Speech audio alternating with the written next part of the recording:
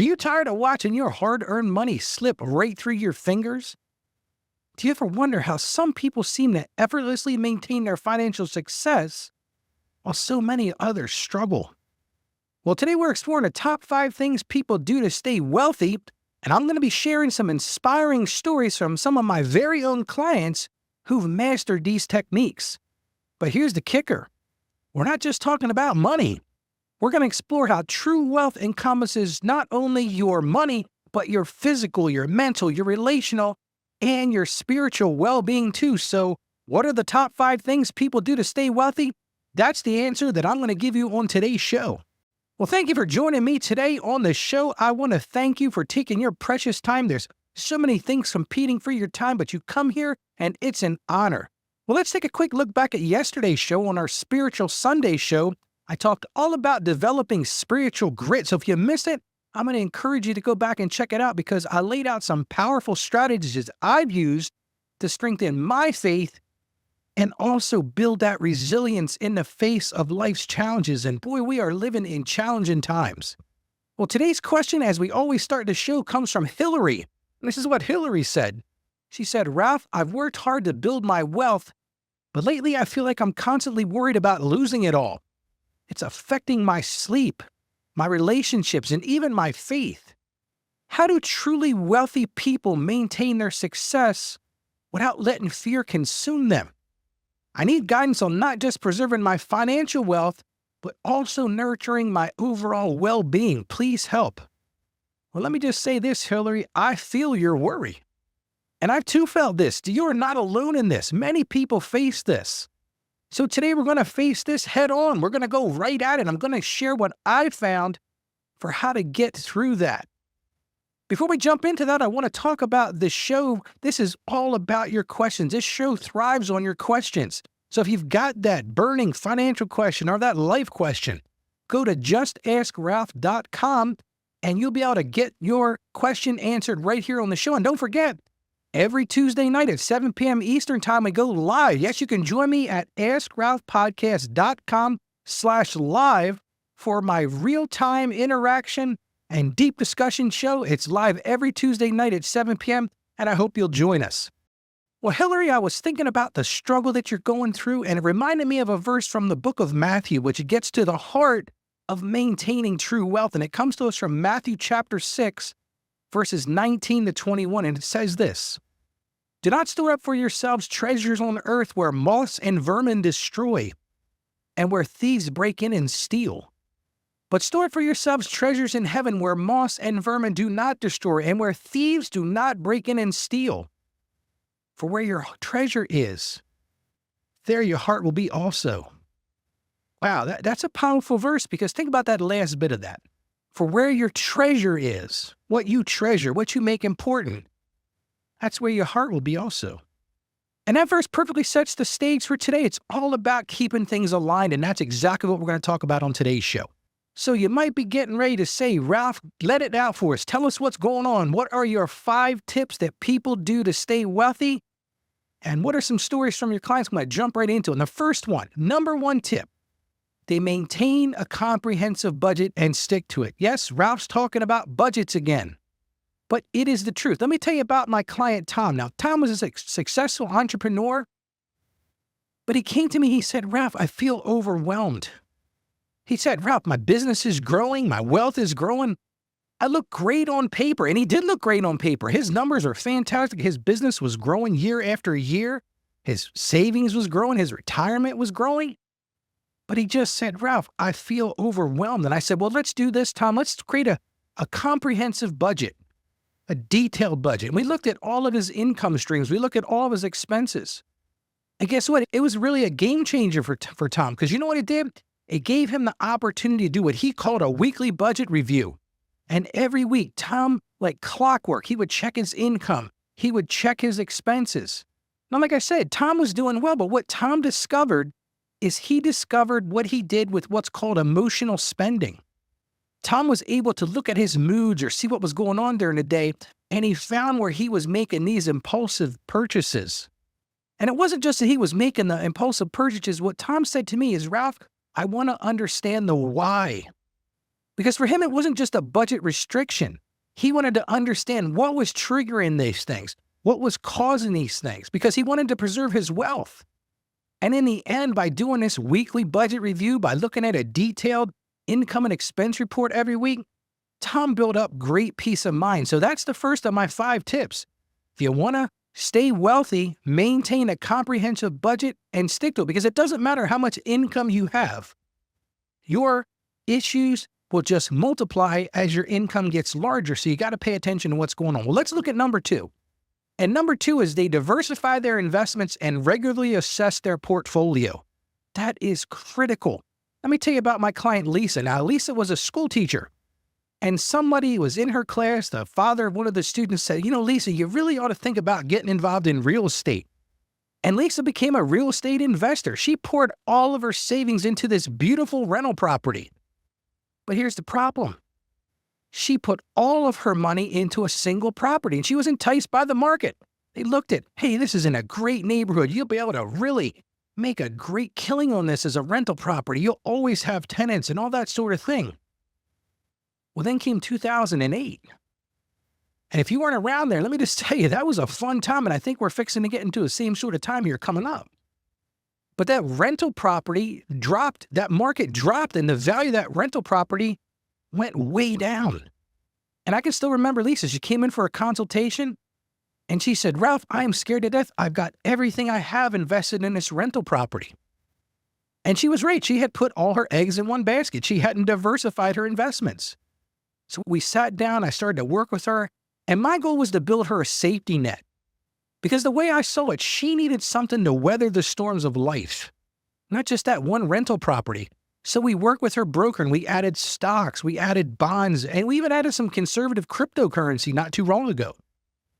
And what we effectively did was we spread that risk across investments. It wasn't all in that one basket.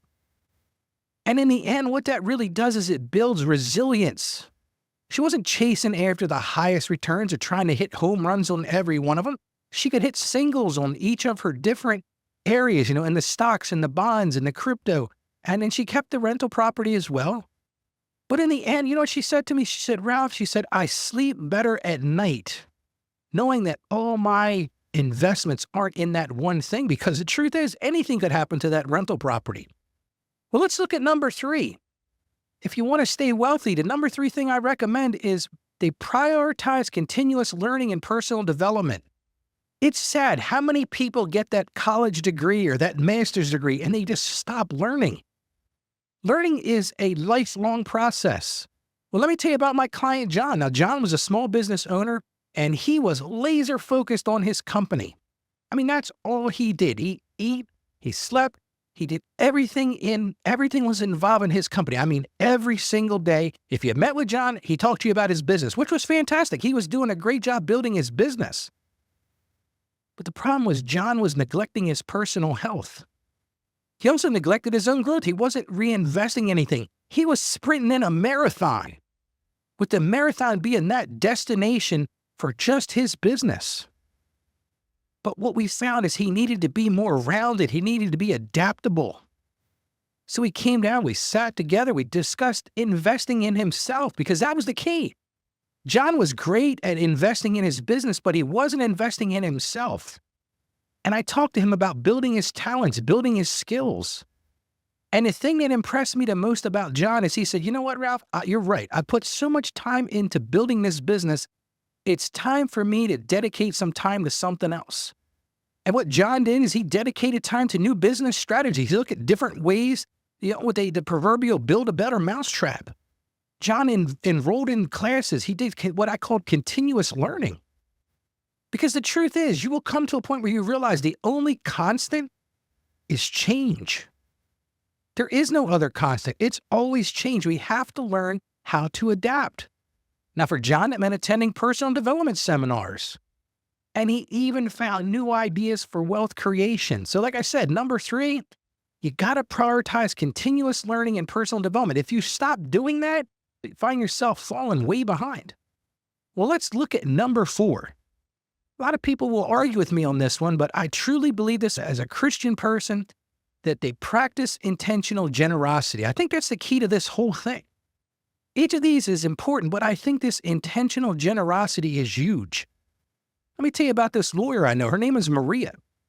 Now, Maria was doing great with her law practice. She was knocking it out of the park, as they say. But she felt guilty about her wealth. She felt guilty about her success. And listen, the truth is, a lot of us feel that. I felt that before. It's very common. And Maria had reached a level of success. She said, Ralph, I've got more clients than I can handle. I've added associates. I'm doing this, I'm doing that. But what she said to me, and it was striking. She said, but Ralph, I have no joy. And I thought about it. I said, you know what? I've heard this said time and time again. Money can't buy happiness. So we're talking about wealth here today, but think about what Maria is saying. She goes, I have no joy. I've reached the pinnacle of my law career. And I've realized that I've got all this wealth and all these things, but I'm just not happy. So what did Maria do? Well, Maria decided to shift her perspective. She did what I call a paradigm shift. And her and I talked about stewardship, and she never really understood the concept of that. And I made a bold statement to her. I said, you know, Maria, all we have is a gift from God. And she looked at me like I was crazy. She said, Ralph, I work hard for everything I have. And I said, yes, I get what you're saying, and that's good. God wants you to be successful. He wants you to be diligent. He wants you to work hard. But you've got to get to a point where you realize that all we have is a gift from God. And that's a stumbling block for many people. It's been a stumbling block in my life. I know many times I've looked and said, God, look what I've done. But when you come to that point of realization that it's only by the grace of God that you've gotten where you are, then maybe you can change that perspective.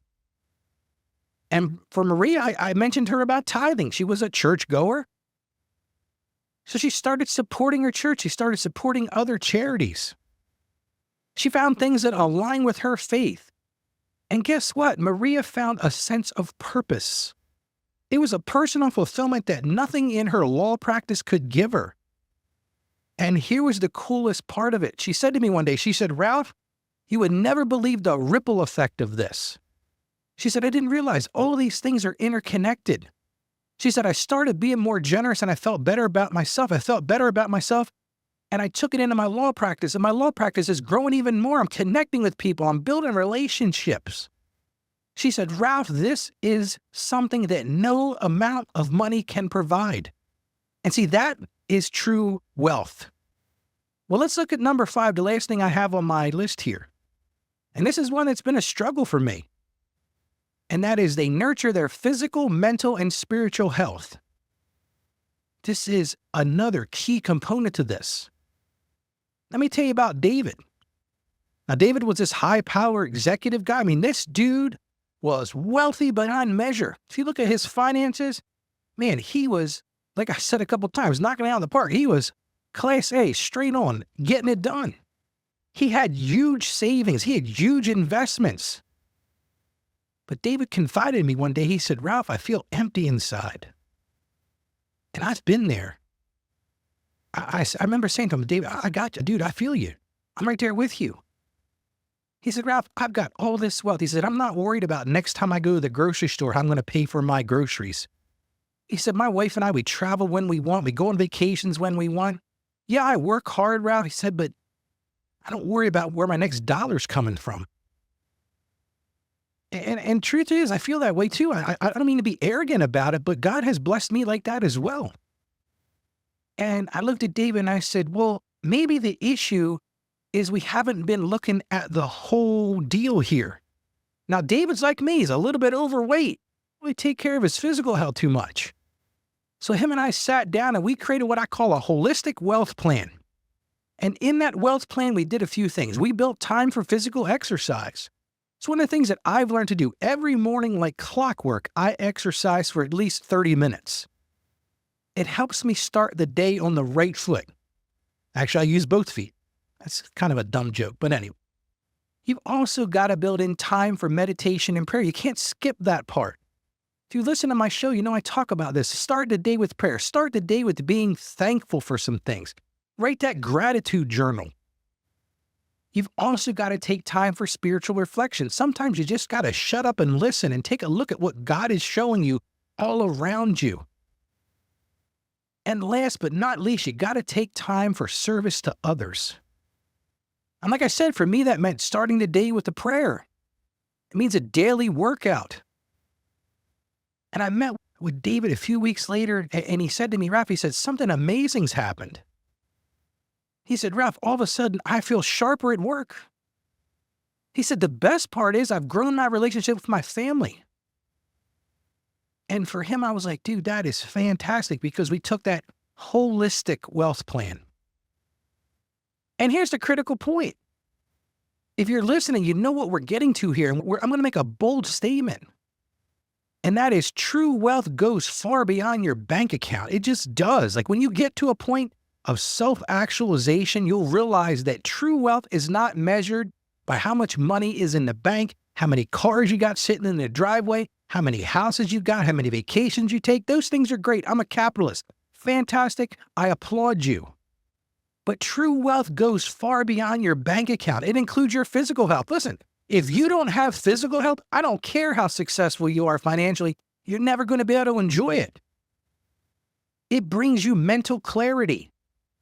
If you don't have these other parts of wealth, again, you're going to be so fogged in this mental fog. It builds strong relationships. Think about this. How many people do you know that are successful that are all alone? Yeah, they got big bank accounts, they got all this stuff, but they don't have anybody to share it with. And the biggest thing, it builds this deeper spiritual life. Look, I'm not saying that financial wealth isn't important. It is. It provides security. It provides opportunities. It provides a means to support causes. But here's the big if, and this is a big one. If you neglect your physical health, you'll have no energy to enjoy the fruits of your work. I've been there. I remember being over 400 pounds. And I was doing well financially, but man, I couldn't walk across the room without getting gassed out. Doctor said to me, Ralph, your blood pressure is 200 over 100. You're going to pop, dude. And I had to recognize that I needed to work on my physical health. What goes along with that, if you neglect your mental well-being, you're going to be filled with anxiety and stress and just like Maria, it's going to rob your joy. I promise you, it will rob your joy. If you neglect relationships, you're going to find yourselves rich in money, but poor in love and connection. I've been there too, trust me. I've almost thrown away a marriage over it. Imagine being that rich and wealthy, but you've got no single person to share it with. And think about this, if you neglect your spiritual life, you've heard this said before, you can gain the whole world but lose your soul. I know I don't want to be the one that loses my soul. So truthfully, I'm going to encourage this holistic approach to wealth, and this is what it means. I'm going to lay out some things for you here. Number one, it means prioritizing your physical health through regular exercise and proper nutrition. Listen, the Bible says the body is a temple. If your body is a temple, you better doggone eat right and honor your body. Now trust me, after I get done recording this today, I'm going to put this into practice as well. Number two, nurturing mental well-being through continuous learning. You've got to continue to learn. You've got to look for ways to reduce stress. Do some stress management work. And if you need to do counseling or therapy, I'm going to tell you, do it. Look, I'm not ashamed to say it. I've been in counseling. I was in counseling for many years. And the beautiful part of counseling is if you own it, it will work. Find the right counselor. Find someone that's a Christian counselor, in my view. You don't want some secular dude that's taking off on some tangent. But if that is what works for you, then do it. Don't be ashamed of it. The third thing, investing time and energy in key relationships. You can't just spend all your day working or chasing after that almighty dollar. You got to invest in those key relationships with your family, your friends, and your community. Listen, if you don't invest, you will not grow your relationships. In fact, you're probably going to lose them. I don't know how many times I've seen marriages end in divorce because the couple just was working in different directions. The husband or the wife, all they were focused in on was that building that material wealth. And number four, last but not least, deepening your spiritual life through prayer. I can't stress this enough. Find times for meditation, study the scripture, and be actively involved in a faith community. Listen, we all need to embrace this. The book of Matthew reminds us where your treasure is. We said this at the beginning. There your heart will be also. So my challenge for you today is learn to balance wealth with a balance in all areas of your life. Because here's the result. You've got to work towards storing up treasures that moth and rust cannot destroy. So I'm going to give you some homework right now. Ask yourself this very simple question. What are your treasures? I mean, seriously, take time today and write down what do you treasure. And then think about what we talked about. Reflect on this. Well, let's recap because I know I've covered a lot. I went a bit long today. But we talked about those 5 things to do to stay wealthy. I shared with you some real-life stories of success and how my clients have worked on it to make a positive change. We talked about maintaining a comprehensive budget. Yes, Ralph talked about budgets. We talked about diversifying investments. We talked about making personal development a priority. We talked about investing in yourself. I talked about practicing generosity. And last but not least, we talked about nurturing your overall well-being. And here's the deal. Everybody's different. Everybody's going to be in a different way with this, but you've got to figure out what works for you. So here's some actionable steps that you can take right now. If you say, Ralph, that's great. What can I do? Number one thing I want to tell you to start tracking all your expenses for the next week. This will give you a clear picture where your money is going. And maybe it's not a financial issue, but this is something you can do that's tangible. The second thing I'm going to tell you to do, set aside 15 minutes each day for prayer or meditation. Focus on your relationship with money and how that impacts or affects your overall life goals. That question I asked a few minutes ago about what are you treasuring? Is what you're treasuring valuable? Is it helping you get to where you want to be? And then third thing, identify one area of personal development you'd like to improve and find a book or online course on that topic and do something about it. Don't just have the intention of doing. Intentions are great and they're useless unless you put them into action. Now, maybe you're sitting there and you're going, Ralph, dude, you have completely overwhelmed me today. Because, Ralph, I feel stuck. I feel like I'm living paycheck to paycheck. I am frustrated with my current finances. It feels like every step I take forward, I get slammed 3 or 4 steps back. Maybe you're a business owner, you're trying to struggle this life in balance. You're thinking, Ralph, that all sounds great, dude, but I've got so many fires to put out in my office, I can't even think about taking personal development or being charitable or spending time with family. Well, you don't have to do this alone. This is where I come in. I can walk alongside you. I can coach you. I can show you how to break free from this. I've been there and I've broken free. If you're struggling financially, I can show you how to break that financial bondage. I can show you how to achieve long-term success, whether it's in your personal finances, your business finances. Maybe you need help with strategies to grow your business. We can work together to achieve your financial goals. I'll create a personalized plan for you. So don't let another day go by trapped. Take action today. The best place to start is go to AskRalph.com. You'll see a banner ad. Click on that button that says book a call with Ralph. And we'll sit down. We'll talk about where you are. We'll talk about your dreams, what I call your big, hairy, audacious goals. And I will help you build a personalized plan that's not just that financial plan, but it's that life plan that's aligned with your faith. I'm going to help you find accountability, whether that's with some mentors or with some groups at church or, somebody else that can help you. And then we'll talk again. We'll measure and tweak how your plan is working for your success. And let's work together. Let's transform your financial life and align it with your faith and values. Now, tomorrow I'm going to be talking about how to use your retirement funds as an ATM. Yes, you heard me right, an ATM. When you have one of those emergencies, the car broke down or something like that, I'm going to break it down tomorrow with some practical advice that'll keep you out of hot water with the IRS. So as I close today, remember this. My passion is to help you achieve financial success. I want to see you live out your dreams. I want to see you grow in your faith because I know working together, we can master your finances from a Christian perspective. So as always on the show, stay financially savvy out there and God bless you. And put some of the things I said to work today and watch how it impacts your life. Thank you for joining us on the Ask Ralph podcast. And with a simple click to subscribe, we'll invite you back to our next episode. And remember, financial issues don't have to be complicated. Just ask Ralph. The information contained in this episode of Ask Ralph is based on data available as of the date of its release. Saggio Accounting Plus and Ask Ralph Media, Inc. is under no obligation to update this content if changes occur. Applying this information to your specific situation requires careful consideration of all facts and circumstances, and any information provided is not to be considered as financial, tax, or legal advice. Please consult your tax advisor or attorney before acting on any material covered.